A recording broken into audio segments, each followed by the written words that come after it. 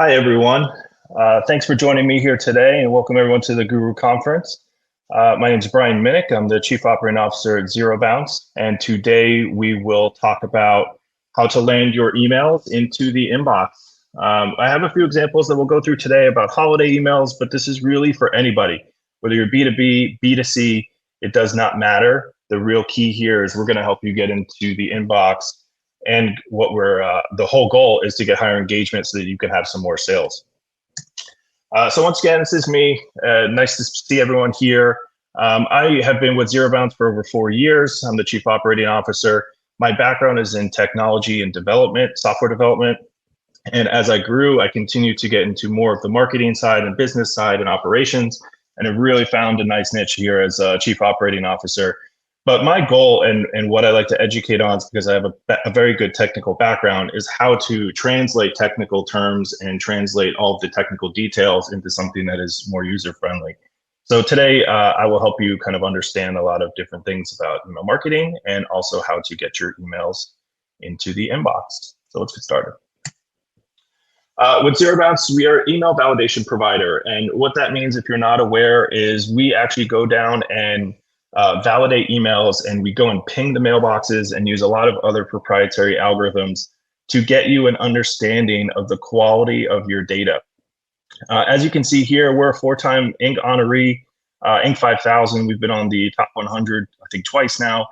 These are just a sample of some of our larger brands that a lot of people have heard of and are familiar with. We have over 200,000 customers on the Zero Bounce platform, and we service them every day. We run 24/7, 365, and our team is always available to help as well. So our goal is to help you connect with real people and get into the inbox with those people. So to start off, I always like to go back to the very basics here and talk about the difference between email delivery and email deliverability, and what is the actual difference. So most people are familiar with the term email delivery. If you're a marketing professional who's using a ESP, you've probably seen this stat come up that says delivered 98.8%, 99.2%, whatever that stat might be. It's always a nice and pretty stat. Here's the issue. Email delivery is when your email that you sent was sent. It left server A and hopefully got to server B. The issue here is that you don't know where it actually landed. And that is the big key and what is a game changer for your campaigns. If your email goes into the spam folder, then what good is it? And so that's what we educate on here is email deliverability. So when your email reaches the inbox, that's what we call it, delivered to the inbox, is email deliverability. And so that is what we focus on. Delivery is a stat, again, that the ESPs put out there. It makes you feel good, makes you feel confident in their platform, but it really does not tell you the whole picture. And so when you guys are thinking about stats and you're thinking about, did my audience receive my emails, delivery is not the way to do it. It's deliverability. How many got to the inbox? So why do you care about landing the inbox? And here's some stats from Oracle. And what we're seeing for Q4 is really, and November, December, these are really when email really starts to ramp up. On a normal day, Thanksgiving Day, the increase of email, the volume of increase in email is 25%. So even on Thanksgiving Day, which is a national holiday here in the US, almost completely celebrated by everybody, email is still going crazy. Black Friday is the busiest email day of the year. There's over 116 million campaigns get sent, and Cyber Monday is right behind it, 106 plus million emails sent. So what does this really mean, right? And why do you care? Well, your competition has significantly increased because everyone is trying to do what you're trying to do. And how do you make sure that you're different? Well, you have to be in the inbox. If you're sending emails and they land to the spam folder, it is really, really going to hurt your campaign and the performance of that campaign. So when your competition is intense, you need to dial things up. We have to be different. We have to be better, and we have to make sure that our emails are being seen. One of the things that I mention all the time is we talk about how much energy, effort, resources, people, you have graphics involved, copywriting's involved, your ESP is involved, your testing, all these things go into a campaign. And what people really commonly forget is to see where it actually lands. And so we always do tests. How does it look on your mobile phone? How does it look on, my iPad? That's great. You have to do that. But one big step is making sure you understand where it actually goes. And so you need to worry about inbox. That is key and will be key to your success. So here's a few things you can do to make sure that your emails are performing. And again, this can be B2B or B2C. I'm just using holiday emails because it's that time of the year, and email, as we know, is just going crazy as we get closer to all of these kind of big events through the year. So let's get into the inbox and connect with your audience. The first thing you need to do, besides what you're used to doing, because what you're used to doing is probably good. I'm not asking you to change that. I'm not saying you should get rid of it. You need to add a few steps. We have to check the health of your email list. So Zero Bounce, we're a B2B platform. We sell our services. We're a SaaS company. We sell our services to mainly businesses. And even us, using our own technology to understand if the email address that we collected is good or bad, even we see a 30% churn in our data every single year. Okay, that is a lot.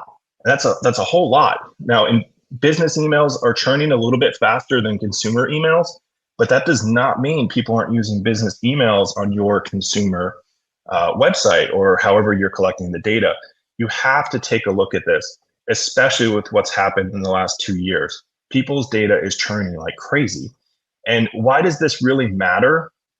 Well, because bad data hurts your sending reputation. And it can, if your sending reputation is skewed or in bad shape, you will actually end up going into the spam folder. This is something that people are not paying enough attention to. They're not paying attention. They're sending their reputation. So how do you make sure that you are sending to good contacts and that your sending reputation stays high? Well, you want to get rid of the invalid emails. Get them off your list. It will help you boost your deliverability because, again, inbox is key. One of the things that I'm constantly talking to people about, and it never sits well in the beginning, but you have to think it through. If I told you I have 1 million records and I can send them in your behalf, but 1 million of them will go into the spam folder, would you like that? Would you be happy with that? The answer is no, and you shouldn't be happy with that. If I took that same million and broke it down to 100,000, 10% of your list is left, but 100,000 went into the inbox, what's going to perform better? It's a no-brainer, right?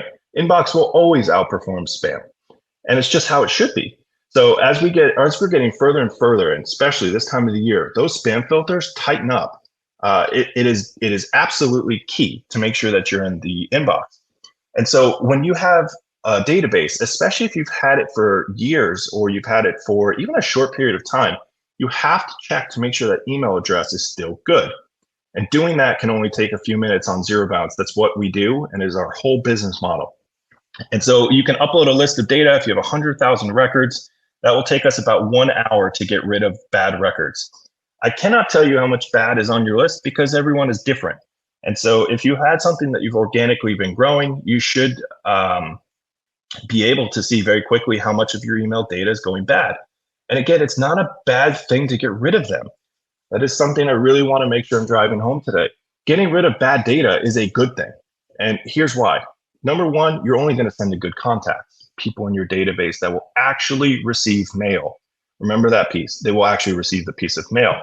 And secondly, you're paying for storage of this email address all over the web, whether it's on your ESP, your CRM system, wherever it might be, you're generally paying for the number of contacts. And why keep a contact that is bad? So check the health of your list. It's really simple to do and it's very cost effective. And most times we give back people instant ROI within the first month simply because of the savings of the data that is no longer required to be stored on your platforms. So I want to talk about a quick use case that we did, or case study, sorry. This was Bruce at Image Source. He came to us with a 19% bounce rate. 19%. So, 1 out of 5 emails are bouncing. This is a really big problem, guys, and it's something you guys all have to be paying attention to.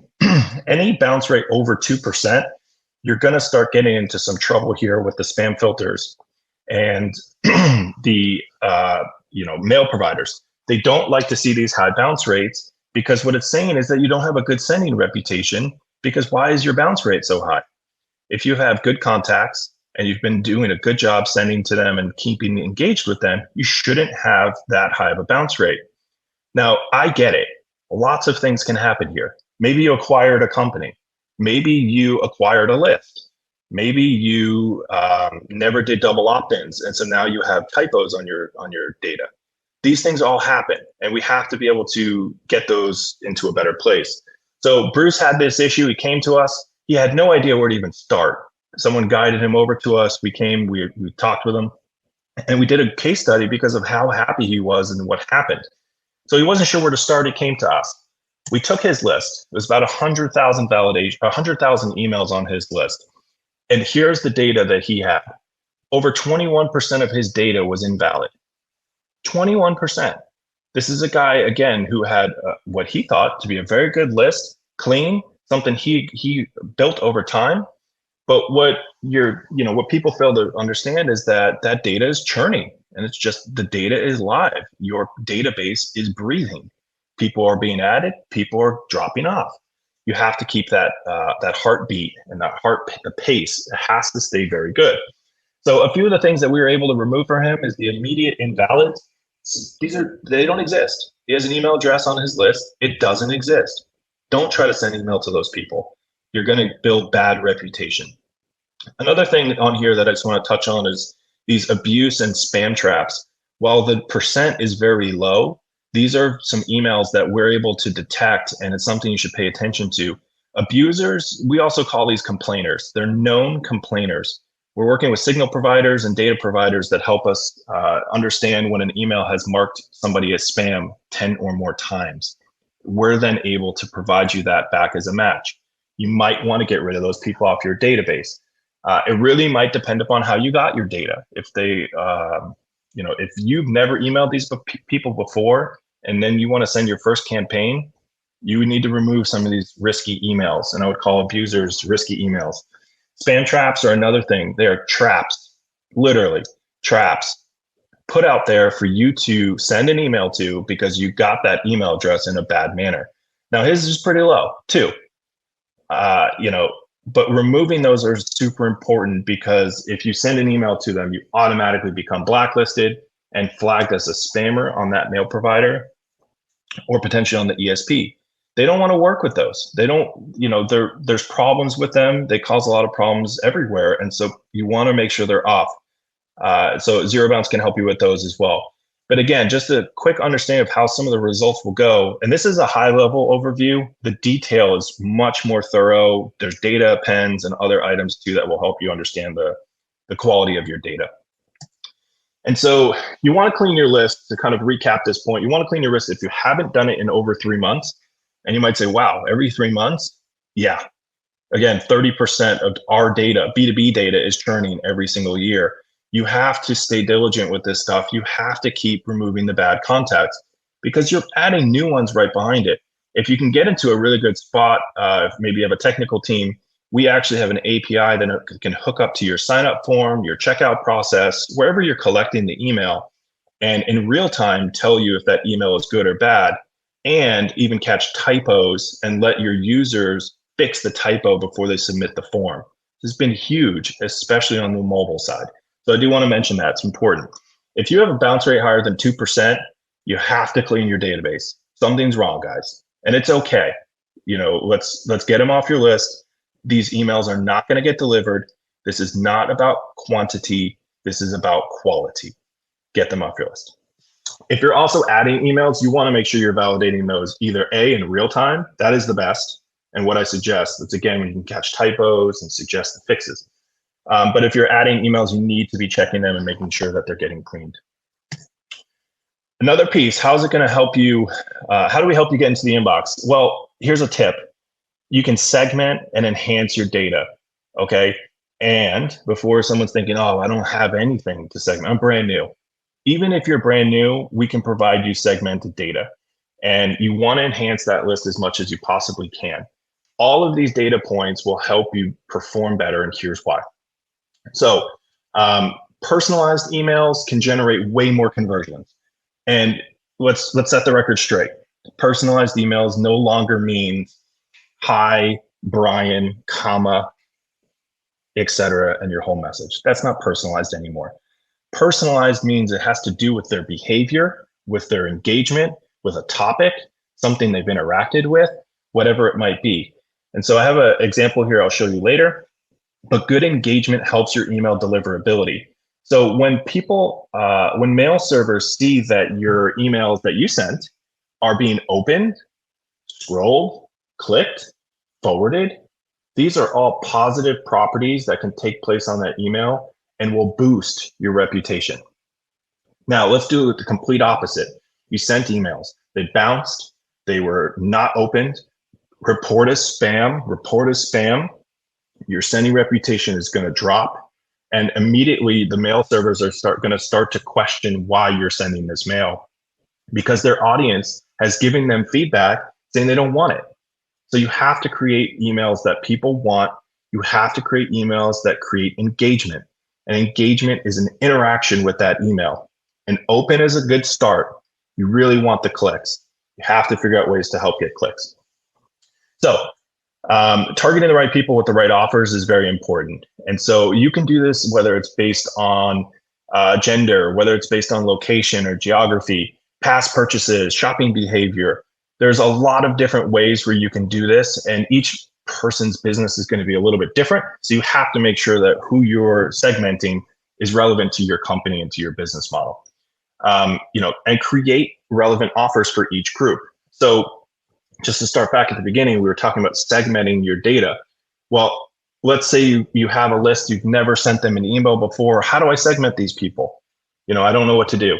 Well, we've developed a product for this, and also whether you have data on them or not, this will be a very helpful data point.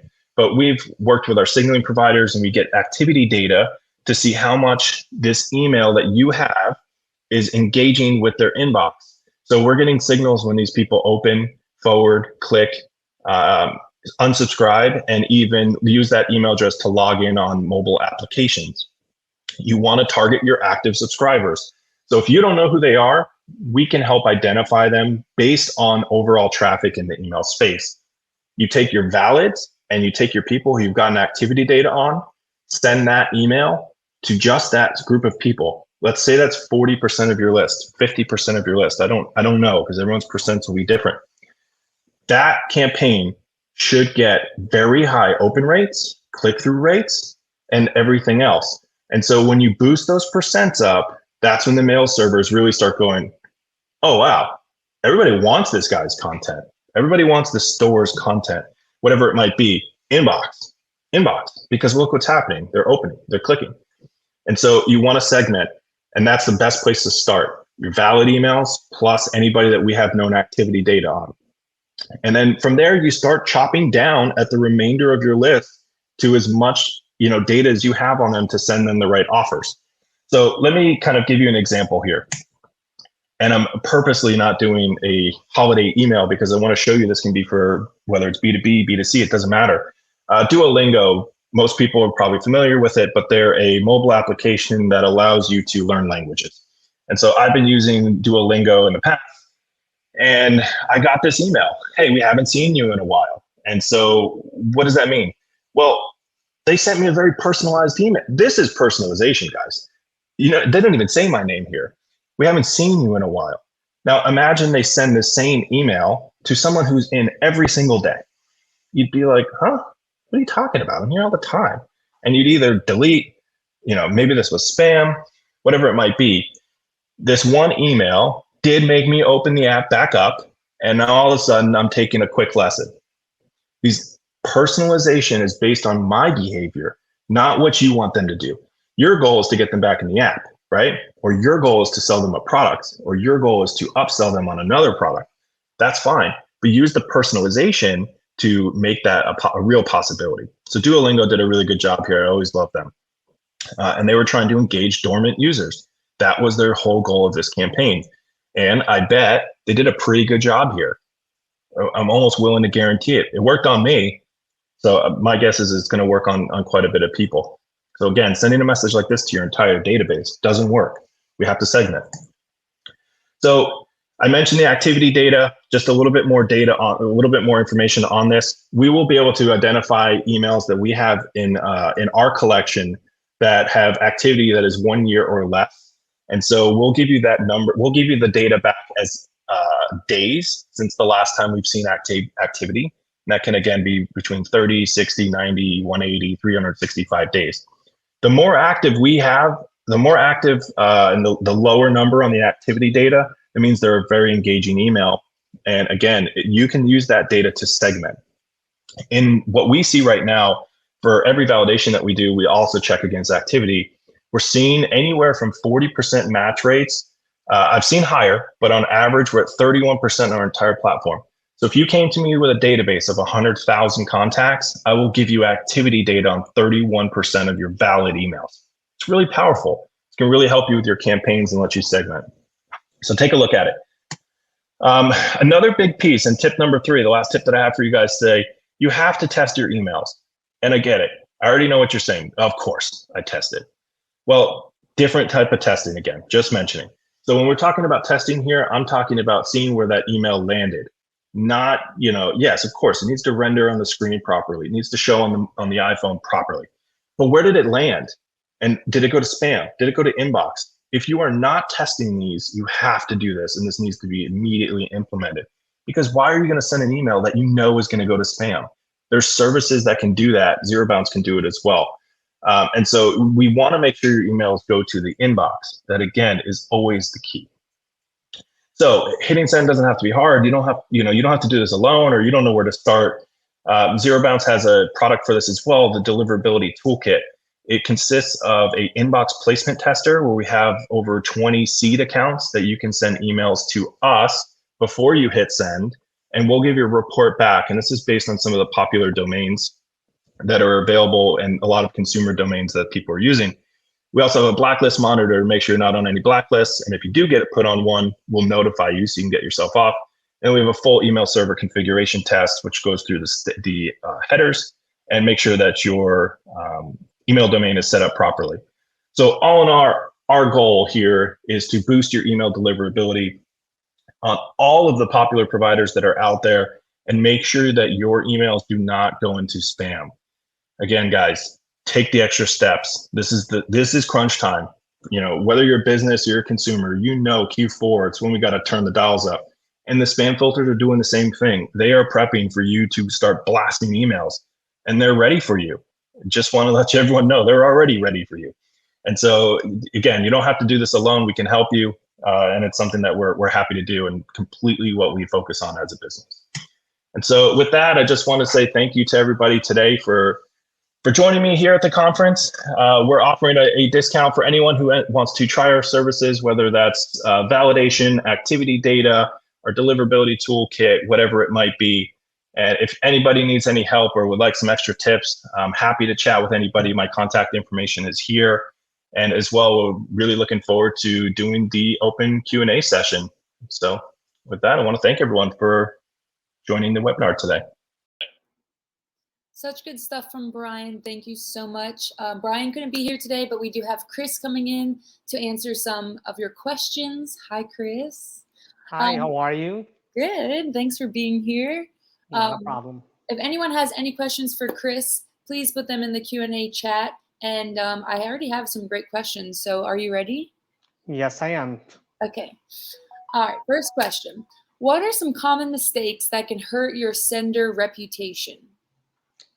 Like Brian was saying, it's the body of your email, your subject line. Those can hurt you because the spam filters will recognize when a subject line is too spammy.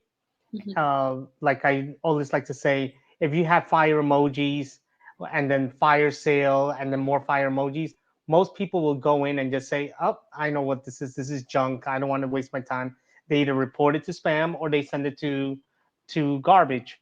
But to avoid that, you have to have a good subject line. Like if you're writing to a friend, like Zero Bounce is now offering you a 50% discount. You're more likely to open that than fire emojis because now you're getting something in return. Right. That makes sense. All right. Great. All right. We have another question for you, Chris. How do you find out past purchases and shopping behaviors in advance if you have never had any engagements with the company? So that's one of the things that it all depends on how you're going to try to engage with that customer. You have to initiate a one-time email to say, thank you for shopping with us.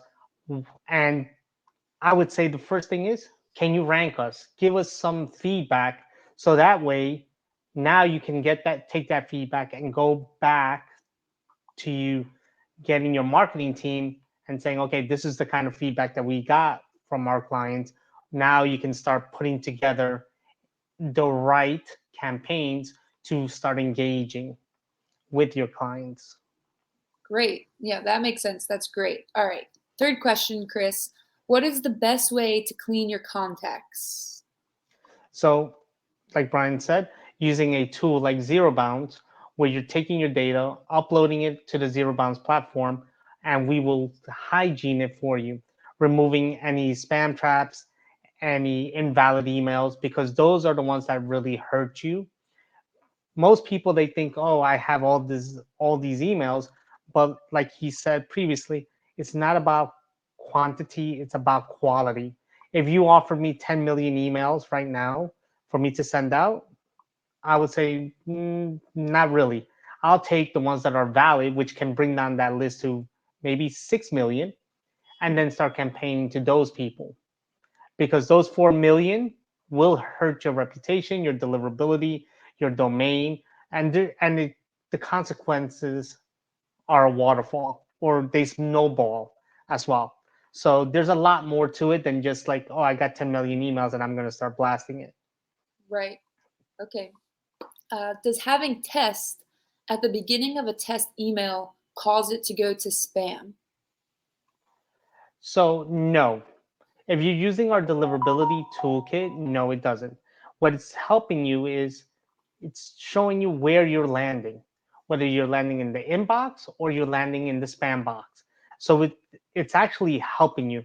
And what a lot of people don't understand is, and we deal with large companies that have unlimited supplies for marketing.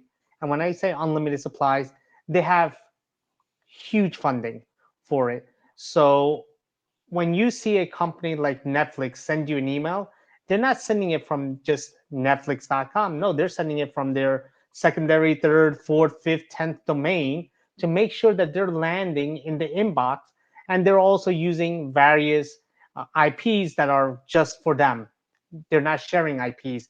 And a lot of ESPs, when you're using certain ESPs, they tell you, oh, no, you have a dedicated IP. When in reality, they lose money when they only have one person on an IP. But if you have multiple people in one IP and they're sending it out, you could be doing the right thing. You validated your data, you have a good body, good content, good subject line. Now, the next customer has the same, but the third customer is not doing that, and they get flagged, and that IP gets flagged, which means that everyone else on that IP also gets flagged. Okay. So I would always suggest you have to take those extra steps, spend a little bit more. It's worth it because you want to land in the inbox. There is no ROI landing in the spam box. Right? All right. I have another. This is a good question. What is a good subject line for an opt-in request email? What are your thoughts on that?